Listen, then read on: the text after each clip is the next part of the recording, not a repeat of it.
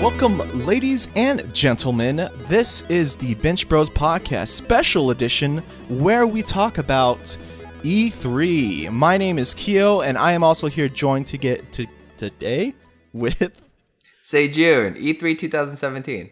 And also, we have a special guest today, the man, the myth, the legend, Timmy Red. Yay. Yeah. What's up? Hi. That was a really nice intro, Keo. I'm really glad that you that you went back and re-recorded that for me. It makes me feel real nice. Yeah, just take 3. It's fine. Oops. Timmy Red. Yes. Streams on Twitch. He also. I mean, I haven't in a real long time. He hasn't in a long time, but he is also my streaming partner in Bad Friends Brigade. And so if you want to see more of his stuff, there's archives of it on both his channel and my channel. Yeah. And also, are you still doing that podcast? We will be eventually. Honestly, it's one of those things. We're working on it right now. We're instead writing a rock opera about our friend's child. After we're done with that, we're gonna start up. We've got a couple of projects in the works that are gonna be pretty cool. But I will say, if you do go back to watch one of the old Bad Friends Brigade shows, I highly recommend Wolfenstein: The Old Blood, because it's the best stream I think we did, and we had a lot of good ones, but that one in particular is quite hilarious. Cool. Also, big soft spot for our Bloodborne sagas. Mm-hmm. Oh yeah, we have a lot of Bloodborne in there. Yeah, Bloodborne was the first game we streamed, actually. Yeah, and it was also like one of the ones we returned to. Yes, exactly. So nice. So now that we know who Timmy is, hi. Yeah. Let's get we kind of E3. known who Timmy is because Timmy, you, as you know, you kind of get dropped in the podcast like pretty often. So I do, and I love it. We know a little more now. Can I just tell you, like, that just makes my week every week, because I always listen to you guys when I'm driving around, and it's like super. And in fact, this is the first conversation I've actually had with you, Keo. But I feel like I know you already. Yes, it is. I just sit and listen to you every week while I drive around. So yeah, it's a pleasure to be here. Yeah, it's awesome. We're going to talk about E3, everybody. We're going to go through most of the main conferences. So EA, Microsoft, Bethesda, Ubisoft, Sony, Nintendo, and then we have some other games we might want to talk about as well. So let's hop into EA then. I don't know how to start this. Oh, I don't know how they started. Okay, I think they started it with something stupid, didn't they? Didn't they do some stupid thing? I think I think it was like one of their. I don't know. It was definitely a big game they did first, right? Did they not do? I feel like it was DLC. I think it was Battlefield 1, wasn't it?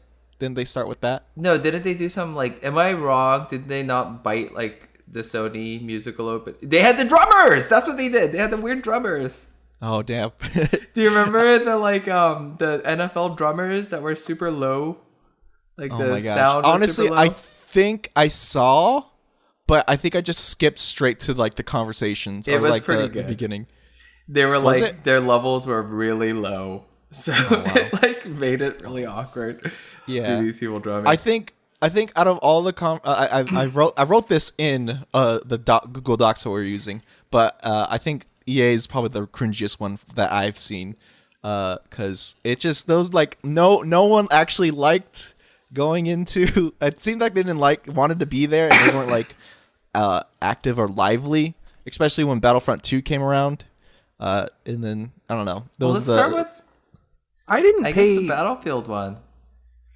I didn't pay much I didn't pay much of any attention to this. I would say out of E3, the EA bunch here is the one that I was honestly kind of the least interested in, because I'm kind of a antisocial grandpa, and so multiplayer games sound gross to me. I'm like, gross, I don't want to play with people. And that's kind of most of what we got in here.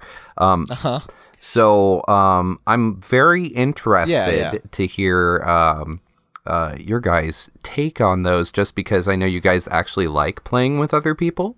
Yeah. So, I feel like that's a cool thing, I think. What do you mean? Hello?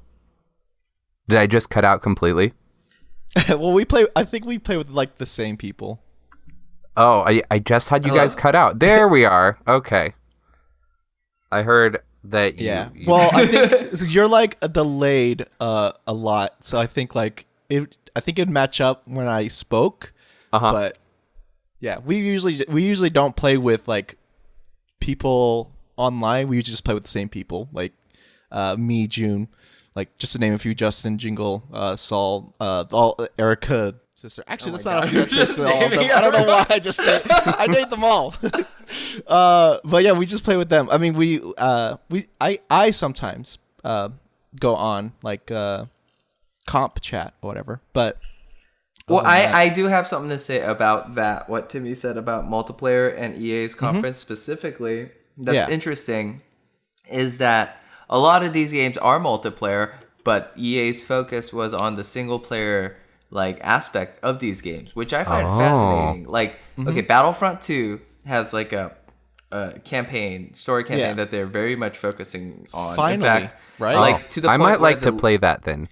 Well, the main character, the woman, the actress who plays the main character, the Inferno Squad commander lady, she was the one who presented Battlefront. Yeah. And so like they're doubling down on the character, what do you call it? Connection, right?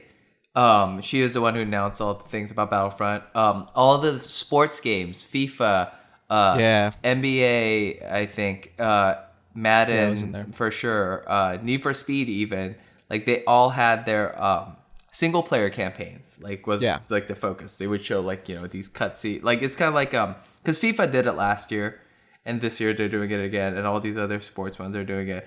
It reminds me of like how like fighting games like Injustice and Mortal Kombat and Street Fighter and Marvel, like they like put in story campaigns in these traditionally competitive games. That's what they seem to be like focusing on. So EA's games, while they are focused usually on multiplayer experiences, and even like the Battlefield 1 DLC, like it's like, that's like going to be a multiplayer expansion for sure, but they showed it in the, like they showed the premise as the single player story, the women's battalion thing, that like, that's like this like campaign that they were showing off, See, you know what happened then? I made an ass out of you and me because I assumed it was going to be one thing, and it turns out that it was all something else. No, I mean, I think it was kind of cool that they showed off all the like single player stuff, It could have been something special. You thought it was going to be all like competitive gaming like stuff, right? Yeah, which is, not really my scene, and I think it's beautiful when people like to play with their friends and stuff. And I can get, like, the way you guys do it, actually, because I like to play games online with, say, June. But pretty much other than that, I'd much prefer, like, a couch co-op of some sort. To that sort of thing. I'm like, and playing with people. Well, before we get into couch co-op, because we will really soon. Oh, yeah. I do want to say that, like, not all of these were hits. Like, FIFA's story campaign seemed, like, good or cool. It seemed like they're continuing, like, the story from last year's game or whatever. And it's kind of funny. Like, it's weird.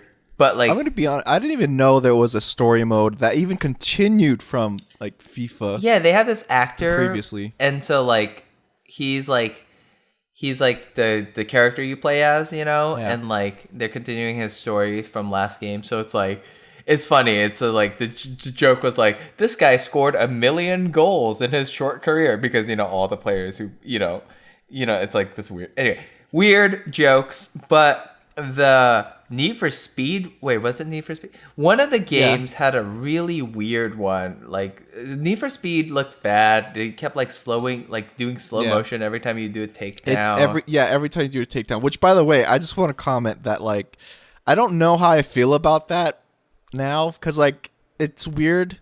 Because you see a health bar on the other cars, and then the way you damage them is just by you could. It seems like you can even gently tap them, and they'll take damage. Honestly, like I don't know, like that game, not for me, obviously. Yeah. But like, even if it was, it would. I think it would benefit from like a option to like either turn off those like camera zooms or like to like lessen their frequency or something, you know what I mean? Because I feel like it'd really take me out of the driving. But I mean, like before, like okay, fuck all that shit's boring to us. Let's talk about let's talk about Anthem before we talk about the really cool one. The one I think is really cool. Did Anthem might be the really cool one for a lot of people. Well, I'm gonna be honest, I don't like how they did the whole thing. They brought the same people from like the Division, not really, but the same people from the Division, like video that they made and brought them into. You could use the XP. Yeah, you could. Oh, we should do this dungeon. We'll wait for Kim to get on, then we'll play. We'll do it with him. You know what I thought was kind of cool about the sorry, my alarm's going off. No, it's my God. It does this like twice a day. I have to go turn it off. 1 second. Okay. Yeah, no problem. Well, all right then. Should we talk about him since he's gone? Talk about June? Yeah, it's a fun surprise for when he gets back. Yeah. Unfortunately, it wasn't one of those things I could preemptively turn off. So, I mean, I knew it would happen at some point. I'm glad it happened early. Yeah, that's true. So, Anthem. Yeah, Anthem. So, what's interesting about Anthem is it's like I think it's going to have that BioWare stuff, of like the story campaign. Like the focus in the beginning of it was on faces. Remember? Like, the guy who talks to you, he's like animated really, detailed. It's like all the budget that didn't go into Andromeda might have been going into Anthem's like reveal trailer. but the game itself seems to be like sort of like a third-person Destiny type game. Yeah, with robot suits, and it looks nice. I mean, we have to see more about it, but like. Did you watch the gameplay at all? I did watch the gameplay.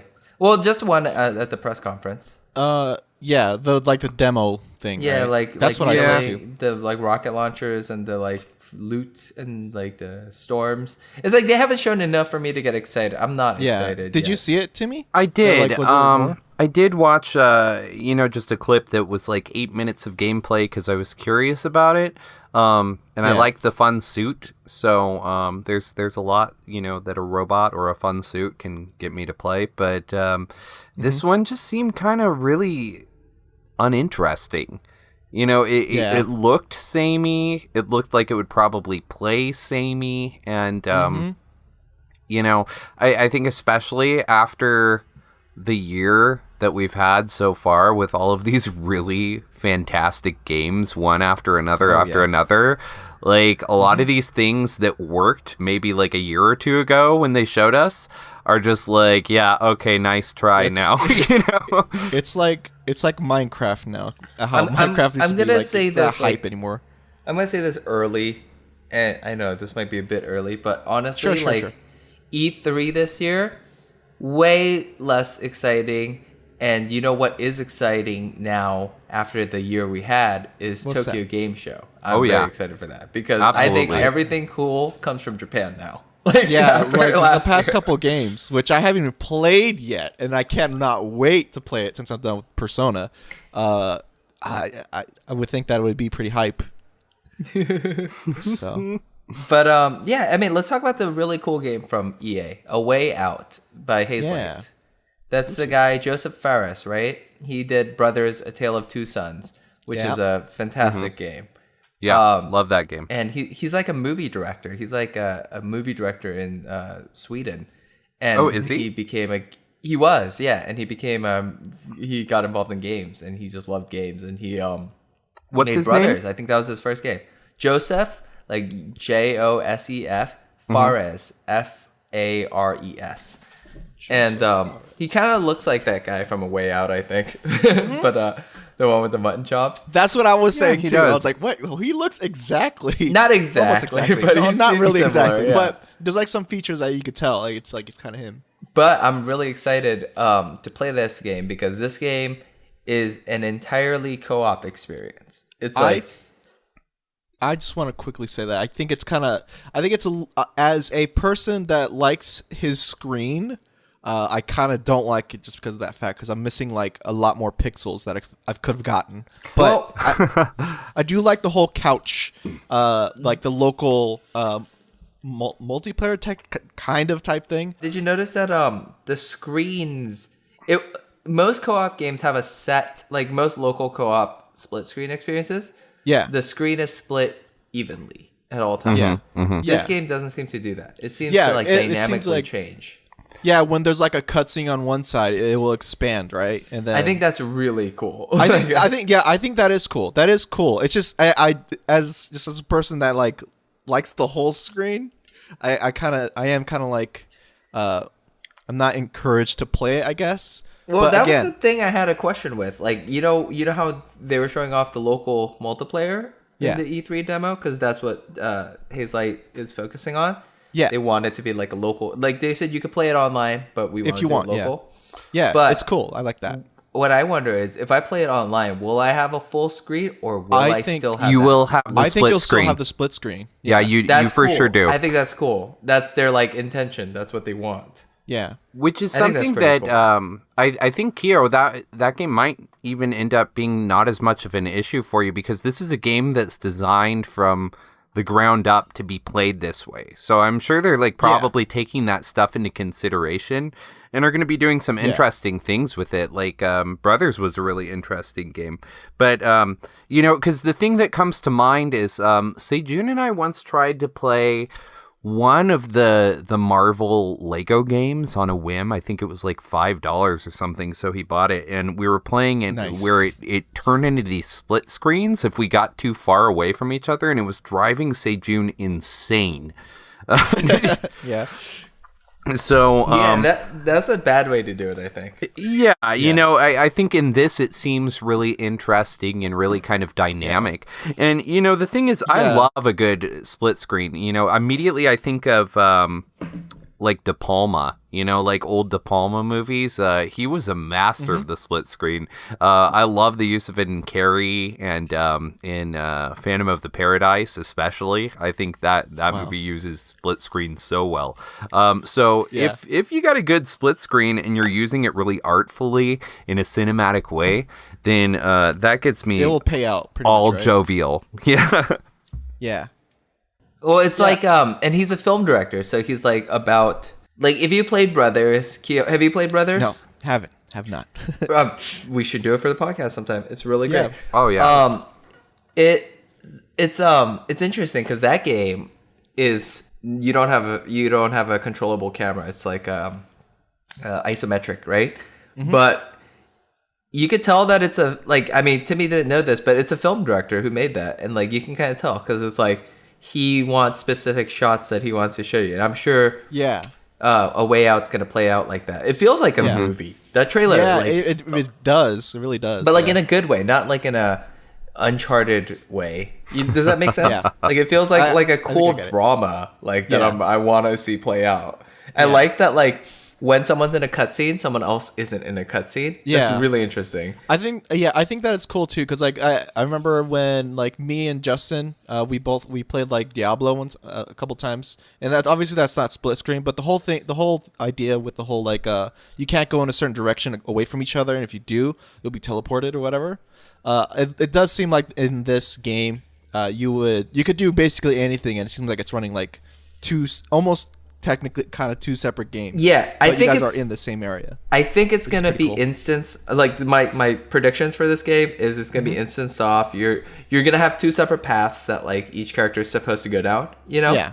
Like because Yeah. you saw like in the trailer, he's like crawling through a vent while he's doing something else. Yeah. Like you saw stuff like that. But like I don't think like one person will be escaped and like in other one like is the gas just in station prison. while you're still a prisoner. But dude, how cool would that be if that was? But obviously, if the story doesn't seem like it's gonna pan out that way. I think it's gonna break down in chapters. I think it's gonna be like, I don't think it's gonna be an open, like, I don't think the prison's gonna be this thing that you can explore at will. Yeah. It's not sandboxy for sure. Yeah, I think it's like a very like cultured story that they're telling. I think that is cool though. I do appreciate that. And again, like the whole local, I do like how I like lately I've been liking Nintendo a lot more because like it really brings people back into the same household together, and you could just play games together live or like in person. And that's what I liked about Nintendo. With A Way Out, it definitely seems like, one of those couch games. I do enjoy those. I think A Way Out is one of those games this E3. Like the first game, the only game from EA really. I mean, I want to play Battlefront, and I'm alrightly interested in Anthem, but like it's the only star next to its name type of game. For me from EA, if that makes sense. Yeah. Well, it's the only thing out of all of those games, the little that I've seen of them, that's really doing something different. And I don't necessarily think couch co-op is something different. However, I don't think there's ever quite been a game like this kind of a story focused, split screen co-op game. Resident Evil really Revelations 2 isn't like so focused story-wise, but it did similar things. Right, but it's also not doing those cinematic dynamic, camera split screens and stuff. Which, by the way, for podcast listeners, I think, I like to plug Resident Evil Revelations 2 as much as I can. That's a great co-op experience. So you should definitely play that with your buddy. It reminds me of A Way Out in the fact that, like, you get split up a lot. And like you have different paths that like only certain players go through, and that's like a part of it. And I think A Way Out's going to do that stuff. But the cool thing about A Way Out, another thing before we move on, that I do want to touch on is we still have other games to talk about. Yeah, the cool thing is it's not here's the puzzle that you have to solve. This is the answer. They showed multiple different like ways to solve multiple puzzles, and I'm thinking that's going to affect like the narrative. I think like because like there was like one puzzle where like one guy could handle it, and it's like this like non-violent way, and another guy like can handle bribing it or whatever, right? And he like knocks the guy out, and it's like stuff like that. Like I that's like interesting. It's not like here's the the solution. It's like it's kind of got a Deus Ex like style of like like you make your own solution thing, which I don't know how deep that is, but it is interesting that they're going that way. The way they kind of presented it, though, it seemed like there will only be like kind of two options, but I'm hoping there is like more from it, and that would really like get me to like definitely pick up the game. But either way, it's still unique, So. And I mean, damn, that trailer made me like emotional at points. So I'm really like confident in the story that they're gonna tell. Yeah. Yeah. So, well, also After Brothers, which is so effective in its short amount of time. I mean, that game's what, like 2.5 hours long? And it's incredibly effective in its storytelling. And there's no words in it. They speak a nonsense language. So I'm really interested to see what he's going to do. And especially now knowing that he's a filmmaker as well. I guess that's all I really got to say about A Way Out. I need a way into the next segment. Let's talk about Microsoft. Yeah. All right. Xbox One X. That's their big announcement. Yeah, that's the newest one. It was Scorpio, but now they're putting Xbox One X. Yeah, that always happens, right? Project Cafe turned into the Wii. Yeah. But $500 is a lot of money. This is like we're talking PlayStation 3 launch prices, of without 600. So that's a little more than this, but still. As a PC user, though, it's not that bad because unless like the graphics card is really bad in there or like really cheap, it is pretty bad. But if you go around 4K and stuff, those usually run around that same price. But well, and more from like Xbox and the One footage. X. I feel like the thing about that is, like this has got to be just kind of a premium system. because Xbox One Yeah. it's going to be like PS Pro, I think, for the most part, right? There's not going to be games that only Xbox One X can play, right? And it's like No. if it works, like with PC people not thinking it was that expensive, I imagine PC people would just get a PC because you'd be able to do more with it. Well, PC people already have a PC. Well, I have already a set up. Well, that's devil's very true. advocate. Yeah. Okay. Devil's advocate for Xbox One X's price. Yeah. I think they have to do something like 500. They can't do 400 because they have to show, like, their big thing is this is the most powerful video game console that exists. Period. Right. Like that's their big thing. This is like leaps above PlayStation Pro. That's what they're saying. And like their price needs to match that. For consumer. You know what I'm saying? Like people are, if it's the same price as PS Pro, people are gonna be like, well, it's the same thing. And then they have to like be like, no, this is different. This isn't like, yeah, you can have 4K gaming on PS Pro, but like this is like, everything. I don't know. I don't know the specs. I'm not really a spec guy, but like, I'm assuming that I believe them when they say this is the most powerful console. Just unfortunately, video games are more interesting to me than hardware. Yeah. Well, but another thing is a lot of the games are not going to be able to support, the big, like some of them are kind of scaled up for Xbox One X. But a lot of the games aren't going to be any different than they are on the Xbox One, which those are all still really good looking games. That's fine. The problem with Xbox One X releasing this right now is that right now Xbox One still has like no games. Comparatively to PlayStation, the stuff that's great. Oh yeah. For Microsoft. But that being said, they're a ways away. So I feel when is Sea of Thieves supposed to be? That's like their big one. CFB. Yeah, let me look up Sea of Thieves and when that's coming out. Oh, Sea of Thieves, right? Because they showed off more of that game this year than they've ever shown, and it's looking cool. I think that game looks cool. 2018. Yeah, okay, but it's like an ambiguous 2018. They didn't say early or they didn't throw a month. Yeah, okay. Yeah, see, like they need something like one of those games that they've been talking about for a while. Sea of Thieves, Crackdown 3, something like that needs to be released soon, Yeah. for them. Like, I mean, like, yeah, you can play, whatever other games, Middle Earth is the one that they're pushing hard, but that's not an exclusive, Yeah. Right. Like most of the games I don't think they showed, most of the games I think they showed weren't exclusive, and the ones that are, it's not like honestly, like State of Decay 2 isn't pushing Xbox One X. It's not pushing the hardware. Really, no. State of Decay has never been like a powerhouse game. And like the other games that they like one of their coolest looking games that they showed. One of the big surprises was the Dragon Ball Z fighting game by Arc. Yeah, that was interesting. Oh yeah, yeah. That game does look real good. It looks amazing, but I don't think that it's like technologically, it's like it's as good as like it's like Guilty Gear. They made it, right? Arc Systems Works, and like Guilty Gear looks phenomenal on PS4 and Xbox. It's just like they're really good at using, like it's not like the performance. It's not like a technological feat more than it is an art feat, right? Yeah. Like Right. they're really good at like making it look like it's really an anime, and the Dragon Ball Z game also captures that. But I mean, it's not.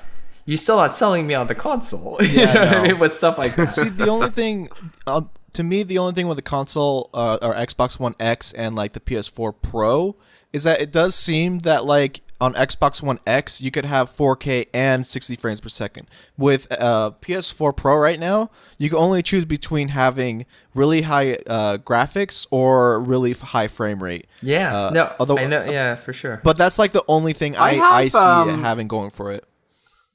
I have PS4 Pro and a 4K TV. And it's honestly like it's real pretty, but I feel like as far as it's kind of the same thing with the Xbox One X where a lot of the games, they're not really that upscaled. I think Looks damn. as far as I'm not like I prefer a nice 60 frames per second. However, I think 30 frames per second Yes. is just fine if you do it right. It's like watching a good movie. Yeah. So, but Yeah. that's a little frustrating. I hope that gets updated at some point. I know also it's not able to do true 4K on PlayStation Pro from what I understand, which I don't understand those specs, so I'm not even going to go into it. Which I don't understand, but I do gotta say a little bit of insider knowledge that I gotta tell you that this isn't okay. So what I've heard is like if you know the HoloLens. Oh my god! I Forget just the realized they didn't HoloLens. showcase that. Okay, forget the HoloLens. Okay. They're Yeah. working on like a true VR experience. Uh-huh. And I'm thinking, Xbox One X, and maybe they weren't ready to show it off, or maybe their conference was too full or whatever. But like, once they really like dig into their VR experience, Xbox One X, with the superior hardware, Yeah. like I'm thinking it might have the best VR, mainstream VR, like under Oculus, obviously. Oh, sure. And, Right.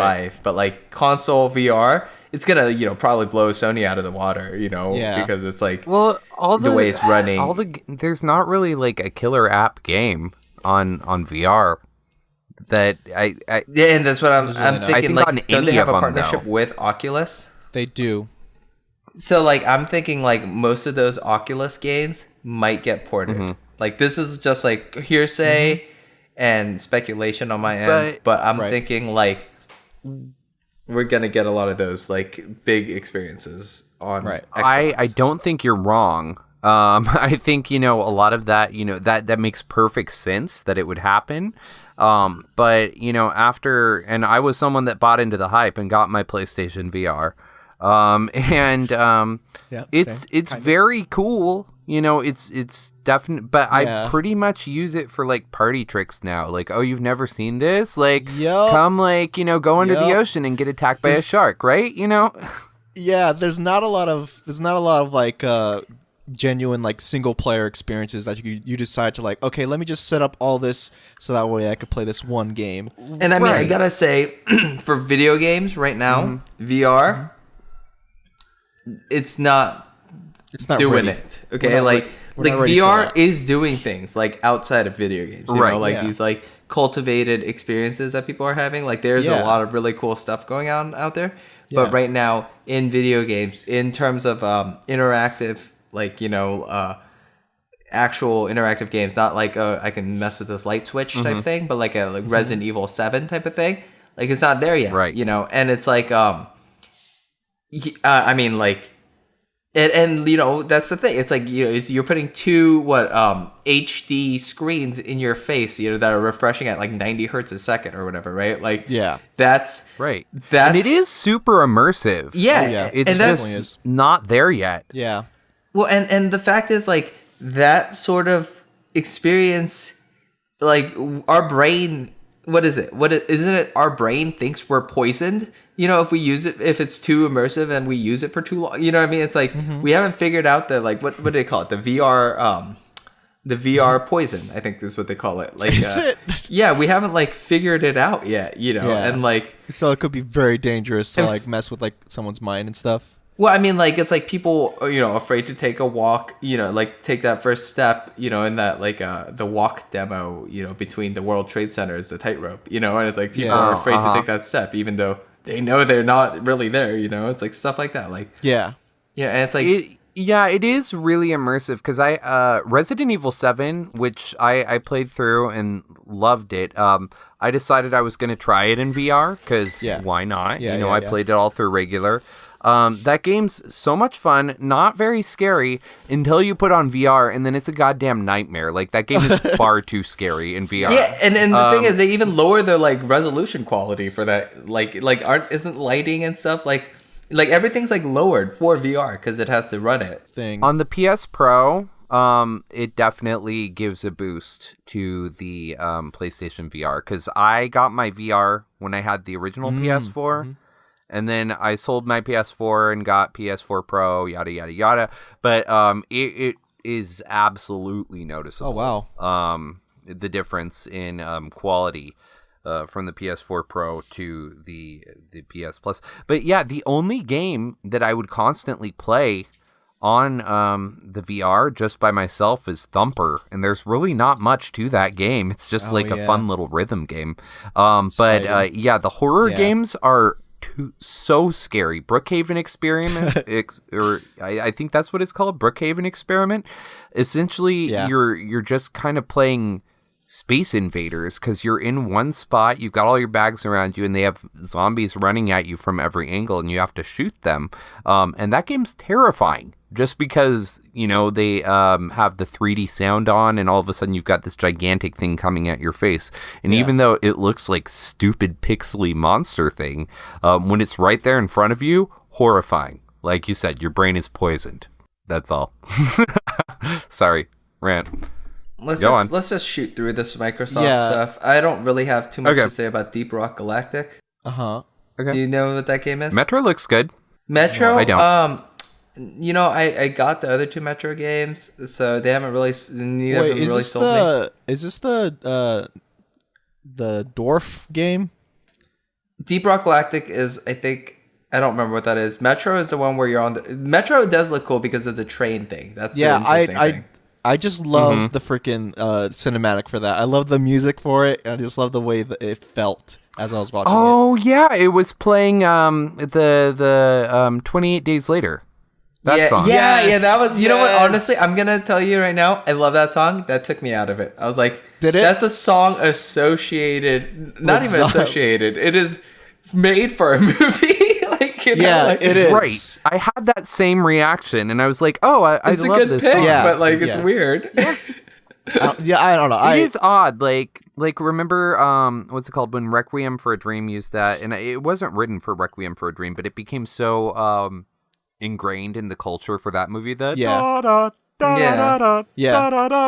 was like anytime it would play after that. Like I remember one of the Lord of the Rings trailers came on, and this was like a year or two after Requiem for a Dream came out, and they were playing that in the trailer, and it just seems so goofy just because it was I associate it with another movie meth much, right? now. and the thing is that movie or like 28 Days Later, this thing with Metro, I don't think I've ever seen this before, where it's like, this is the song of like that is the movie's. It's like using Written Wonder for the Woman's movie. theme for like, like I don't know, Zero a Dawn. Spider-Man. Yeah, exactly. Like it's like using that like or like something like written for something. It's like that's weird. Yeah, I think it's appropriate, but I think they're definitely sharing that same thing, and it's associated with like the freaking 28 Days Later. It definitely would bring people out, so it was probably a bad move. But I personally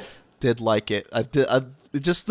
Without me remembering where it's from, it did feel like it fit. So I hope that fight. I could see where it fit. Yeah. I hope that fight with the bear, that fight that he has with the bear. Yeah. I hope that's not all scripted. Like, I hope stuff like that happens in the game where the bear can, like, kind of, like, trip off and, like, have to climb back up. Right. It seems scripted to me. Yes, so it definitely seems scripted. But if it's, like, if it could randomly happen, that'd be really cool. Yeah, definitely. But, I mean, like, that's... Well, all the stuff at E3 is always kind of scripted. They don't want it to go too far off, right? Yeah. Otherwise, it'll be really shit show in quote unquotes. Yeah. I know Hio wants to talk about State of Decay too, though.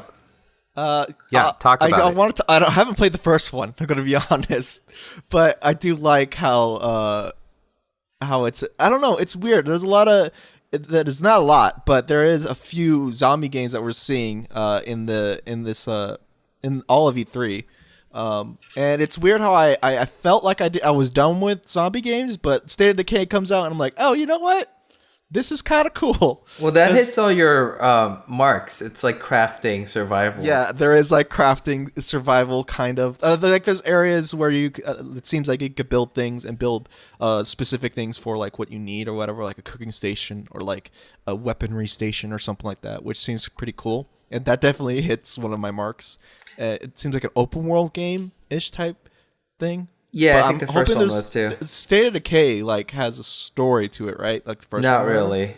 No? No, I'm pretty sure it's shit. like it's more like You a make your game own like story? This War of Mine, or like Okay. like that type of like story, Oh. like procedural story, like like what's the story of your crew? Like it's how long are you surviving type thing. I don't Yeah. think it's. Is it a roguelike? I think it is. Yeah. Okay, cool. I think that definitely hits my mark for a bit, but I don't know. I don't think it's like this. I don't think that, like that's the thing. The trailer that they showed Yeah. seems cinematic.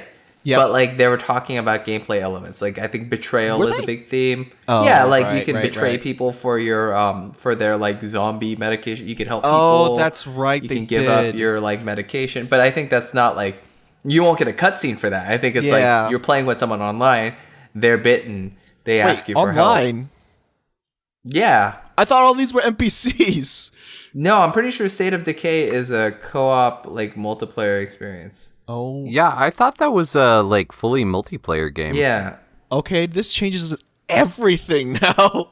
I think it is. I might be wrong. I think it's even better now in my Yeah, eyes. I might be wrong too. But I Yeah, mean, no, I don't think would it's- I would like a solo element. I think to it, you though. might be able to play but- it solo, but I think it is a multiplayer experience. Well, more with like proper story, I guess. But if it's still like something I have to like make up on my own or whatever, I don't think it's the I type think of game that you go in for a story. I think that's more like Ark than it Okay. is like I don't know. I think what's the Sony one? It's not like that. okay. The I think Sony zombie game. I think I'll probably just pick it up for sure, just to like hop in and out of. I don't think it's a game that I would definitely It like. does have single player. I just looked it up. So does. its genre is survival, and it has single player and multiplayer. Cool. Okay. We'll see. Yeah. We'll see. I definitely want to pick it up because it's weird. I thought I was done with zombies. This came up and I was like, oh shit, that's kind of cool. So I don't know. We'll see. Is the Darwin project just like boring zombies. Like, if you're gonna do something interesting with them, they can Yeah. still be good. It's just there's such a glut of them. Like they came.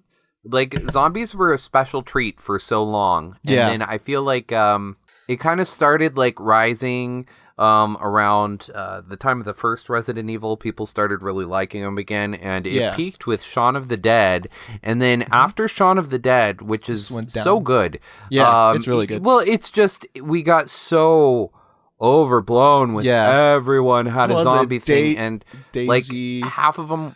whole bunch of those. Yeah, they were just, every game had zombies because they're Mm-hmm. easy. Zombies are Nazis, but at the same time, if you do something cool with them, great. It's just, they're the easy choice. And I Yeah. feel like a lot of people do stuff that just ends up being kind of boring. You know what honestly I mean? Where, they got a Wolfenstein the zombie.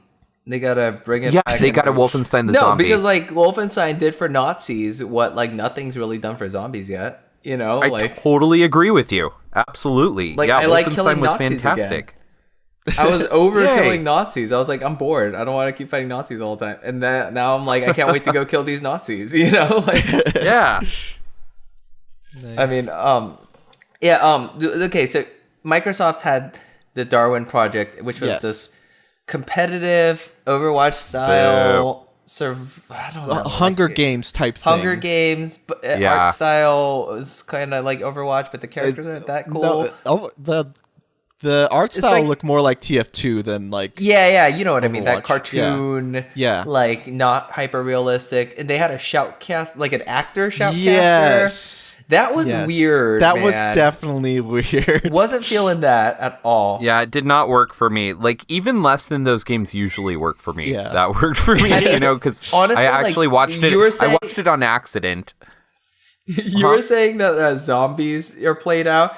I think like the push for esports is really played out. Yeah.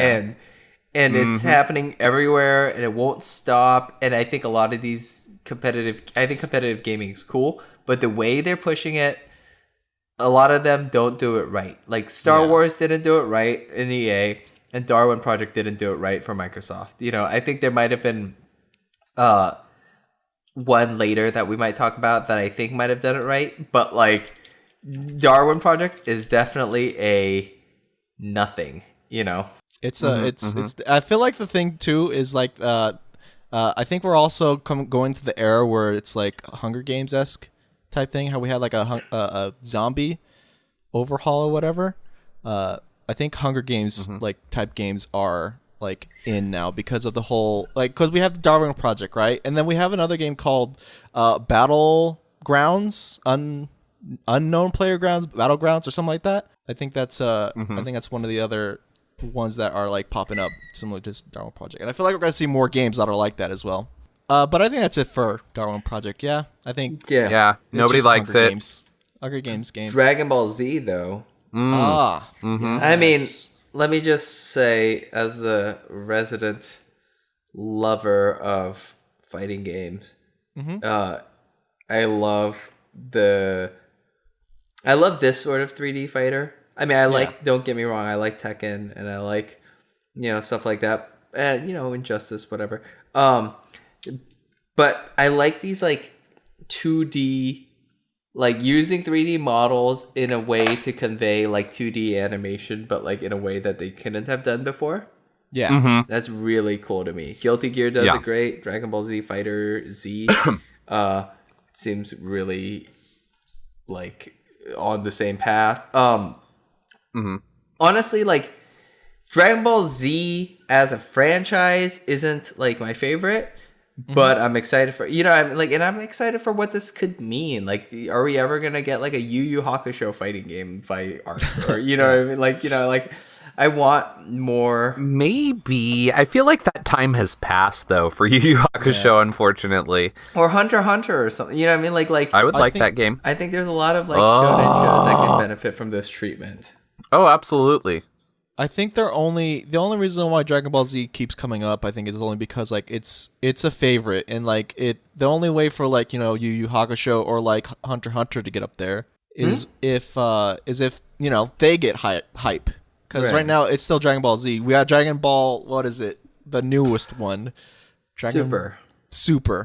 And I think a lot of people still like that. Like my friend, he's watching. He said it gets rid of like some of the old stuff, but it's still good. So lagging. Yeah. Oh my gosh, that's a trick. Wow, that was you were so lagging weird. for so long. Okay, am I back? Am I back? Am I good? Oh, good. Okay. Yeah, great. I'm happy about that. Yeah, you were lagging for God, holy shit, that minutes. was so weird. Wait. Can you hear me now? Yeah, I can hear you. Say apples.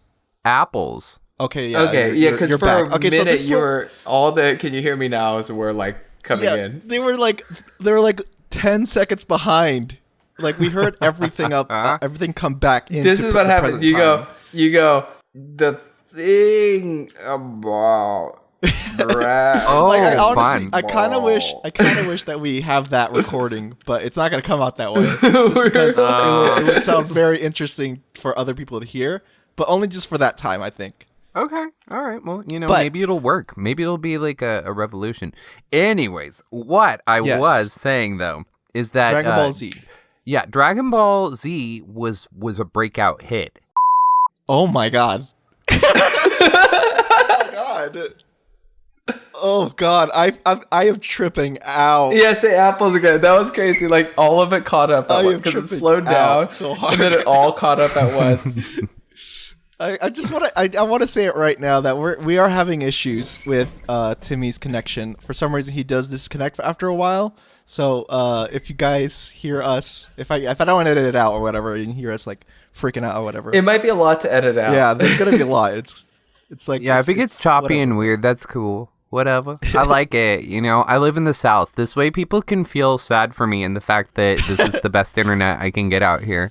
Oh gosh, I cannot imagine being. I mean, it's good. They're not going to hear any lag on your no, definitely end. not. You'll be fine. It's I feel like I'm going to sound we are even affected. worse because of that, though, because I'm going to be over here like, hey, No, you sound fine now. And then when I edit you in, I'll just like mess with like EQ and stuff, and then it'll sound even better. Okay. Let's move on from Dragon Ball Z. All right. We still got a lot of games. We do. Black Desert. It's the Korean MMO, action MMO. It's been on PC for a bit. Yeah, so it's not really news. No, it's not. I think it's cool that it's going on Xbox. I'm not really. I kind of wish it was on PS4 because I do kind of like the way it looks and stuff. And yeah, it's got that cool art style or whatever. Good characters. Yeah, definitely good characters. Gender locked on some of them, I think. But I think they might have like changed it up. I think something? you actually be like a girl. Gender locked? Yeah. So like a warrior, you can only be a dude. Or Okay. I thought you meant like if you had your like I don't know Xbox Live name or whatever. If you initially made it as a guy, male. you couldn't play as a girl. Yeah. Whoa, that would be crazy. That would be crazy. Yeah, definitely. Gender locked. Last night, do we want to talk about that right now, or do you want to save it for later? Yeah, I mean, let's talk about it. Why not? All right. I don't really know what he tweeted, and so I have no real opinion on it. I heard it was in bad taste, and he apologized for it later. So I don't know anything about this. Okay, except so for that the game looks cool. Let's see. The last night. Let me pull up the tweets because this is the thing that I got from reading the tweets. Let's see. Last night Xbox game. I just read a couple of them as well as his response, which the kind of issue that people were having with this game was that everyone seems to be over it now because it's not showing up anywhere. But this guy basically voiced his support for Gamergate and said that, feminism was the problem. And he said some like shitty things like that. And I think although I completely disagree with him, I think I see like what he was trying to say, which is like, censorship isn't cool. And then like, he just sounded like a big dummy. Basically, like, and I was like, yeah, that is gross. But the fact that this guy came out and was like, hey, you know what? Like, I don't hold those opinions anymore. He wasn't like, well, So was this a while ago when he said that? Yeah, this was a couple years ago. And, he said, I do not hold those opinions anymore. And I hope, people know I am pro-feminist. I am not, about being non-inclusive to anyone. Now, with the plot of the game, which is essentially about how, AI has taken over all the jobs, so people don't have any identity, and so they have to become what they consume. Some people are, kind of calling him out and saying like, oh, this is just like part of your politics and everything, which I don't know, like, doesn't really seem that way to me. I'm of the mindset that like if you do something shitty and you say something shitty, and you're able to come back and being like, yeah, I did it, and I regret it. I don't hold those same ideals. I think, you should be able to grow as a human being, and shouldn't necessarily become, public enemy number one. Because aside from that, like, I just found out about all that stuff, like, earlier today. That game, like, is probably, like, the most, like, beautiful looking thing I think I saw at E3 this year. For me. Like, it hits every single button that just gets me all kinds of excited. So, when I first heard about it, I was just kind of like, oh, this is gross. I don't think I want to play this. It was kind of like how I played Shadow Complex and then found out about that guy afterwards. And I was like, ew, gross. I don't like that Orson Scott. Yeah, I was like, I don't like that I gave him money. Orson Scott Card is steadfast in his beliefs. He's never apologized. Yeah, exactly. And that's why I felt gross about that. I think that's a big difference. But with this one, it's just one of those things. I have a lot of respect for someone that can come out and just say, hey, yeah, I said those things. I do not hold those beliefs. But his response, Granted, I didn't read it. He may have been like winking and like using air quotes at the audience and being a dick about it for all I know. No, he wasn't. I watched it. It was at the PC Gaming Show. He came out. Can I tell you what happened? It was at the so we're not going to talk about the PC Gaming Show probably. Okay. So I'll just tell you his response. He gets introduced on stage by Day9, the host, and he comes out. And he's like, here to explain his new game, the last night, whatever. And then he comes out and he goes, "Hi, first of all, let me make it clear that like I need to say this. I'm very sorry." He just like says this whole thing, his apology, and Day9, obviously uncomfortable, wanting to move forward, just doesn't acknowledge what he said. It's just like, okay, so about the game, like, and it was like, okay, yeah. So this guy wasn't, he wasn't. It didn't seem sarcastic or like he's like, Genuine. Okay, I found. But yeah, I mean, I found the tweets. Which he said, the Gamergate people are for journalistic integrity, honest debate, transparency, inclusiveness, and egalitarianism. Then he had another one that said, I'm against feminism because it's getting more and more skewed. I am for egalitarianism. I don't care, boy, girl, alien. So essentially, to me, he sounds like one of those people that's saying like all lives matter whenever someone says Black Lives Matter and kind of missing the point. Right. So, that's kind of like what I get from that.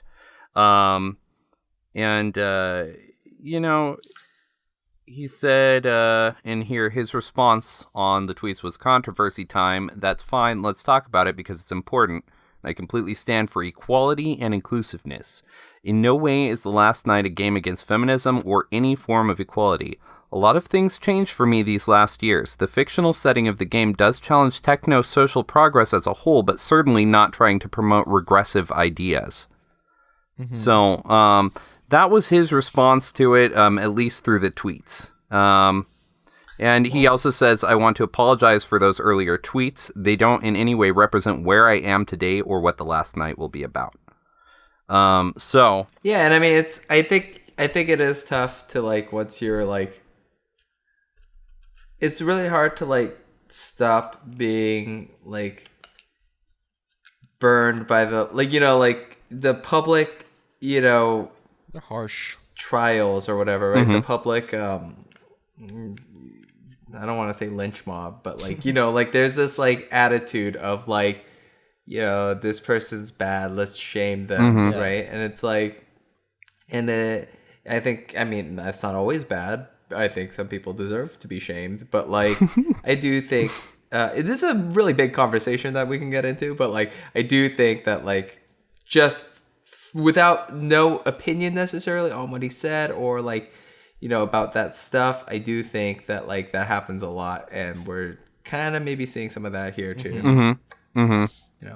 But I mean like whatever, I don't know enough about. I can't. Gamergate is like a 4-hour podcast discussion. Sure. I mean,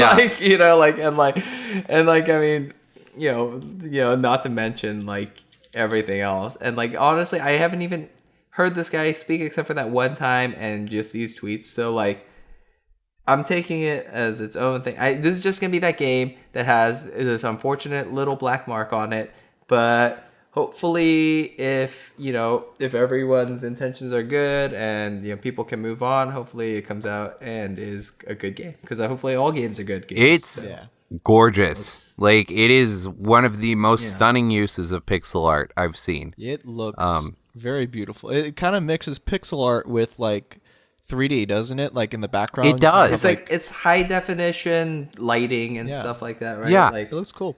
It looks great. It's a really interesting, and I think the way that they kind of juxtapose all of those things really works in a way that I haven't seen that sort of thing work before. Because I've seen stuff where they'll put like pixel people in front of kind of 3D backgrounds, and it usually looks dumb to me.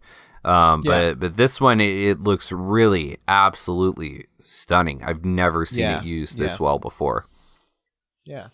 I think it's gonna be pretty fun. Yay! All right. So a game that I have so much hope for in terms of, I want it to be a good game, but so far nothing I've seen really has like riveted me. The art style is good. Yes. Is Code Vein. Yep. And they didn't show anything new about it, did they? I don't think they did. We talked about it last time on our podcast. We've already talked about. Yep, we've talked about everything we need to say about. So Code to Vein. be honest, Let's move on. We don't really. I guess we could say like a very simplified thing that we said last time, but I think it's. Well, let's just put it this way, okay? What's up? This E3 proved that Dark Souls is not dead. It's just really wounded and has some amnesia. Because and also, or rather, Dark Souls is dead, but has a lot of bastard children. Yeah, That's probably a little better. Okay. But Yeah. Because Code Vein and some other games that showed up in this conference have Yeah, what about Ashen? obvious souls. Ashen. Yeah, Ashen. What's that other one? There's that well, okay, talk about Ashen. Yeah, Ashen looks cool. It's like it was. I think Co-op it's like is it Dark Souls? Souls? Because I remember someone saying it's like Dark That's the one Souls-ish. with the faces, no faces, yeah. right? No People don't have faces. faces. Yeah, it does look cool. That's another one that's like a Souls Is like. it a co-op though? It seems like it is. I think right? so. Yeah, yeah. and it's got a striking look to it, and I think it seems interesting. I want to see more. Yeah, the about only it. thing about that though is I think the co-op situation is it similar to like A Way Out where you need to have internet in order to play with someone else, or I don't think it's a co-op only game. Though. Yeah, but I think it's more like Dark Souls where it's like you can do it co-op. and then when right? you have a co-op person, it will be the other person that you didn't choose because it looks like you choose I between the think guy you and the make your girl. own character.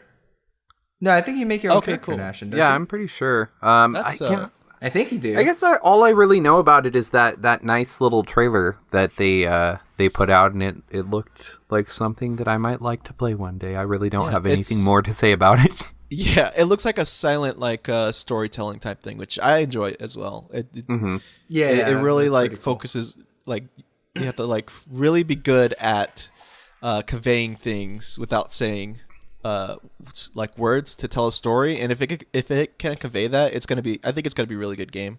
And not some hyper life drifter bullshit where you use pictures because that's still cheating. You know what I mean? Like you're still using. Yeah. We're talking real like quiet like no like brothers sort of. Like, shit. Right. What is it? Sea of Thieves. Yeah. They showed more about that game than they've ever shown, and it looks really cool. It seems. Huh? Does it?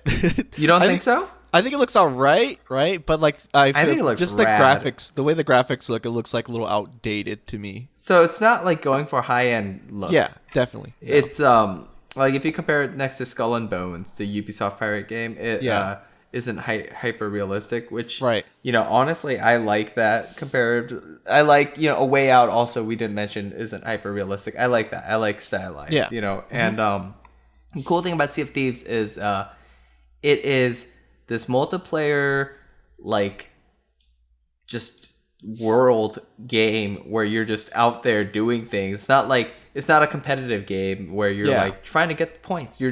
You want loot, and loot is everything. Loot is clothes. It's it's weapons. It's parts for your ship, and you steal ships, and you just do whatever you can. Stuff like every cannon that you shoot from your ship, you have to reload. Yeah, you know what I mean. It's not just like a button you push or something. It's like like your ship, like driving your ship. You can't do it by yourself. You need someone on the crew. thing. Yeah, you need someone working mast. It's like a pirate simulator, and it's like. That's pretty cool. I mean, it's not necessarily something I'm hungry for, but I think it is really cool, and I think a lot of people are hungry for it. I think the fact that it's like people have been starving for this game for so long, and they finally showed something from it. I think I commend Microsoft for that much. Yeah, I think it's get the game out. Good job, Micro. Get the game in people's hands, though. Yeah, get that game in people's hands. I think the only thing with that, the only thing from that for me is like the graphics wise. But like other than that, it does seem pretty depth. Like you could go to a lot of places. You get off the ship, you can leave the ship there, and then you could like explore and like start digging. You're not the only person that could dig too. Other people could dig to help out or whatever. It seems to go in depth. Well, the thing that I liked, one thing I liked was so they were like carrying treasure like chest right and putting it back on their ship.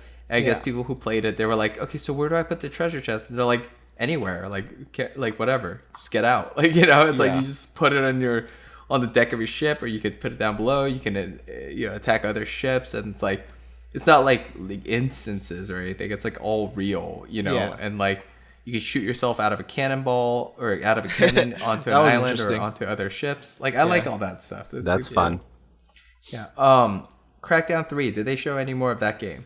Remember, this is the game that was supposed to have a multiplayer only release in 2016. Ooh, let's just put that out there. 2 years after. I haven't played Crackdown 1 or 2, so I don't know too much about it. I now know that it was, you pretty much just throw cars a lot and you make them explode. So it's like Saints Row 4. It takes a lot from Crackdown. It's like an open world game where you collect orbs and, you know, you jump around and stuff. And this one is the one where it has a cloud server for destruction. Yeah. Remember, it's all running on some cloud server or something? Yeah. I don't know. This game better come out soon. It's going to get 7s. Anyway, let's move on to I don't have very much to say about it anyways, so. Life is Strange is getting a prequel starring Chloe, and it's not going to be voiced by Ashley Birch because of the actors. Yeah. So I heard about that. Like, why even do it? Well, she's consulting on it, I guess, so that's cool. And I heard the voice actor. Okay. It's like you could tell the difference, but it's like whatever. I'm fine with it. Yeah, I mean, this is one thing that I do like about the prequel that I read about, because when I heard they were doing a prequel, my initial reaction was why, you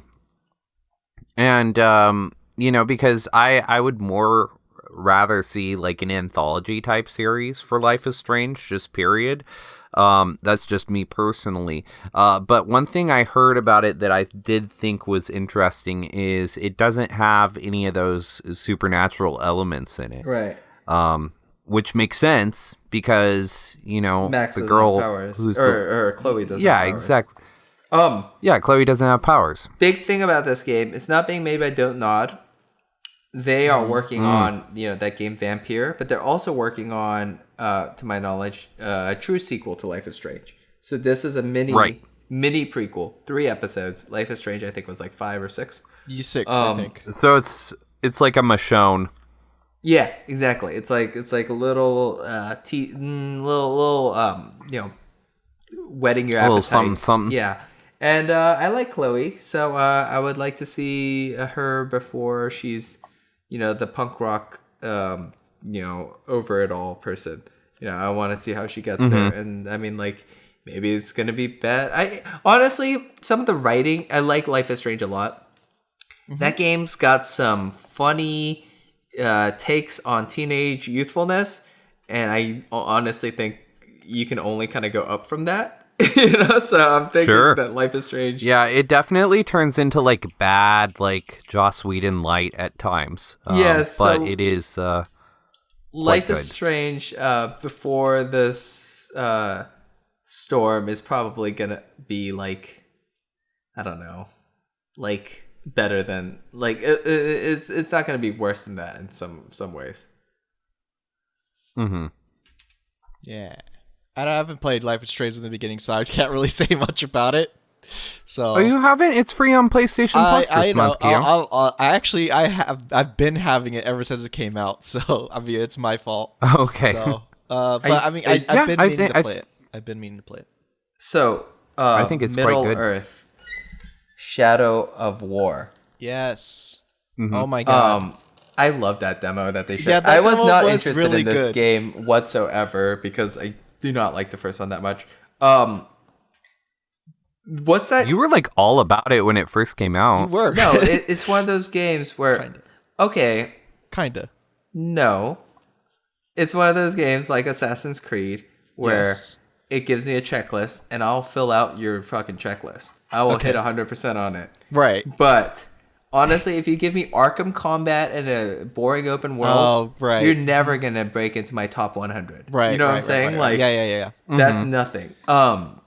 Middle Earth Shadow of War, though, showed me this troll character who's like better than every character in the entire Lord of the Rings franchise to me. Yes. Like, I love this guy. I don't remember his name. Bruce, yeah. Bruce I put it in my comments. He's like one of my favorite characters in Lord of the Rings now. Yeah, he's sick. I like him. And honestly, like, it doesn't really make me want to play the game too much because, like, I might not get Bruce. But, like... I mean, the thing is, though, it's I'm hoping that, like, the other characters, the other orcs would probably be, like, similar. And I apologize if orcs is not the proper term for those Lord of the Rings fans. Well, he was a troll. Okay. I'm not even a fan. I knew that. I don't know. I they actually did say a name for them, and I didn't. Like, I'm not that, versed or honestly, knowledgeable on it. Talion and but like, I mean, Caleb... it's dumb to get really upset anyways about it. There's better things to be upset about than you like calling a troll an orc or something like that. And if you are sitting there all pissed off that he said that, like, check your privilege. No, I mean, I don't think so. I think if you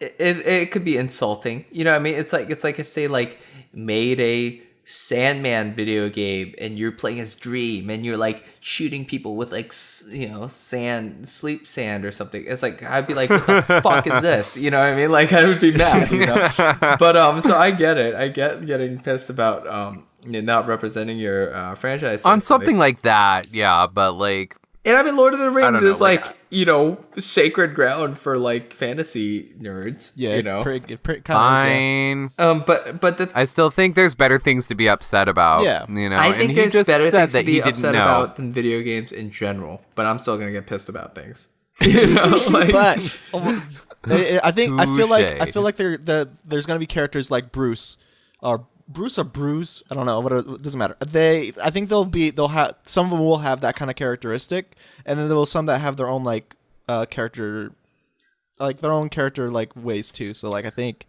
if it's that in depth with Bruce, I can't imagine how like the other guys are. So they announced one other thing with that game. Okay. Mm-hmm. They announced the first DLC, which I hate it when they do that before the game comes out. But but you play as this character, I forget her name, but they call her the Blade of Galadriel, which is the Cate Blanchett, elf lady. It's her, like, I don't know, someone like an assassin who works for her, this woman. And that made me go, oh, I wish I could play her in the main game. Oh, I don't like Talion. Oh, I don't like playing as Talion. That's the big thing I don't like about Lord of the Rings, Middle Earth, Shadow of Mordor. So, like, thinking about playing as him and Celebrimbor for all of Shadow of War is also like kind of sinking me on that game. But I do want to play that DLC. Like, there you go. It's like, oh, that guy's boring. Did they show anything from Tacoma? Tacoma? No, I think it was. What was it? No, they showed a trailer. They didn't really even show anything. They just showed like a guide view or like a camera view of like what's going on. It seemed like a multiplayer VR kind of experience thing. Tacoma's multiplayer? No, it seems like it would be, because like the movements of the other characters looked weird or seemed weird. I think Tacoma's like a kind of like Everyone's Gone to the Rapture or something like that, where you're like on a space station. Yeah, well, it's made by Fulbright. They did Gone Home. Yeah. I think it's it's one of those types of games. Yeah, quiet walking around. Mm-hmm. It's not a VR experience though, right? I think it might have VR. Okay, because that's the feeling that I got from it. Mm-hmm. I don't know The Artful Escape. I do know The Artful Escape. And I saw the trailer and I was like, oh, this might be kind of fun. It's got an exciting little it's got a cute little art style and everything. And the art style was cute. Yeah, and I was like, okay, great. I love platformers. Oh, it's kind of got rhythm stuff in it too. Cool. Mm-hmm. But one of the main mechanics of the game is, like, have you ever played a Yoshi game for a really long time and realized at a certain point just how fucking annoying Yoshi's noises are?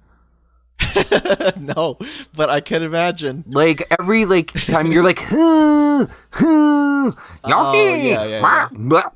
like those games are really fun, but they're really, really annoying. This game is gonna have the same problem because you have like a triple jump, but every time you do a triple jump, you like shred on your totally guitar. righteous guitar. Yeah, and so it's like every time you do it, it's a different little riff, and then you have to basically play Simon. That's what the rhythm game is. Yeah. It's like Close Encounters of the Third Kind, where these beasts will make different noises, and you have to play some bitchin' music at them and really get everything to come to life. Is this the vibe of the game? It's like this like hard like that's the vibe. No, that's the thing. It's like twee metal. Like it's super twee, but it's got like this metal noise to it. Yeah, it none of it really kind of like, it seemed like there were a lot of different pieces and none of them were, from what I saw, going into a cohesive whole, like including the look of the main character along with the rest of the world, which is really beautiful. Like he kind of felt like he was from a game that was like maybe not as pretty as the game he was in. The way he moved and stuff, it kind of felt like bad Flash animation.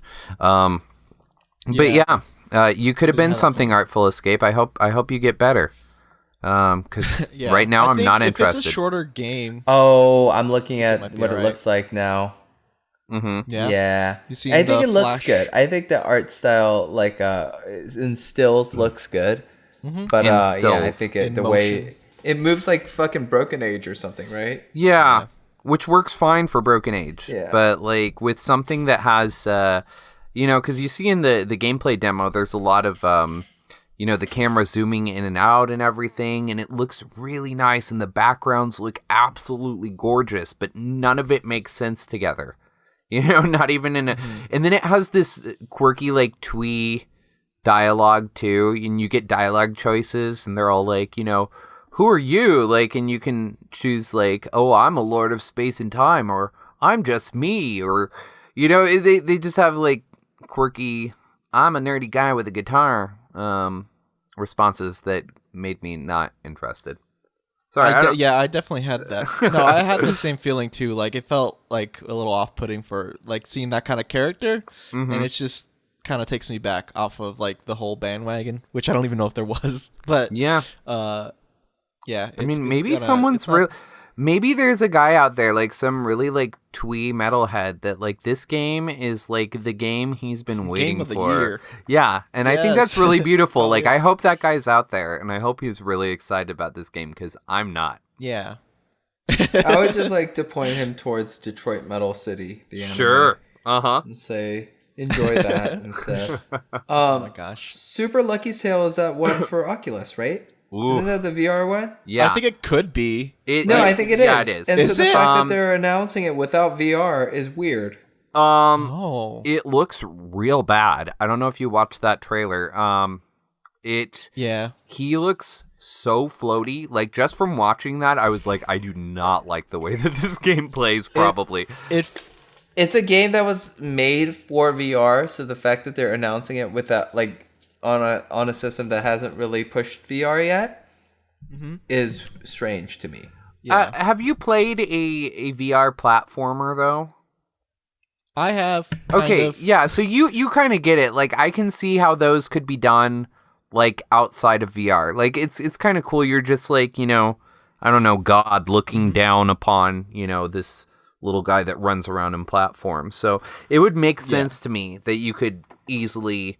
If this game is, and just from looking at it, it seems like it is. I don't think it has like too many wacky tricks. It could be pretty easily ported. I mean, same with when they ported, what's that game, Escape Plan from Vita to PS4. That game has a lot of like Vita specific things that you can do with it, and they kind of got around that with different things with the controller. So yeah, Super Lucky's Tale. Not interested. Did they show more of Cuphead? Because that's a game I'm really interested in. Yes and no. Like, it was like the trailer was real short. There was like a little bit of new footage in it, and it basically gave you a release date, which is October, I want to say. Yeah. Of this year. So. Yeah. It's finally coming out. Good God, that game I'm definitely getting.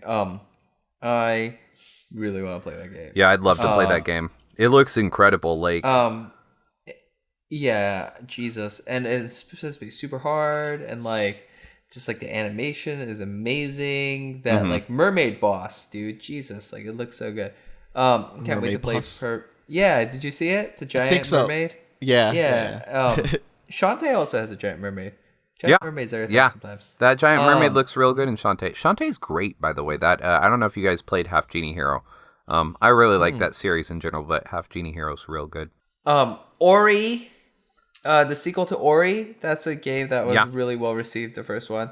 They didn't show anything but a CG trailer, right? Yeah, it wasn't any gameplay, which I would love to play that game. And I just realized I think my computer might be able to handle it, so maybe I'll download it. Yeah, the original you can play Ori. It's a Metroidvania.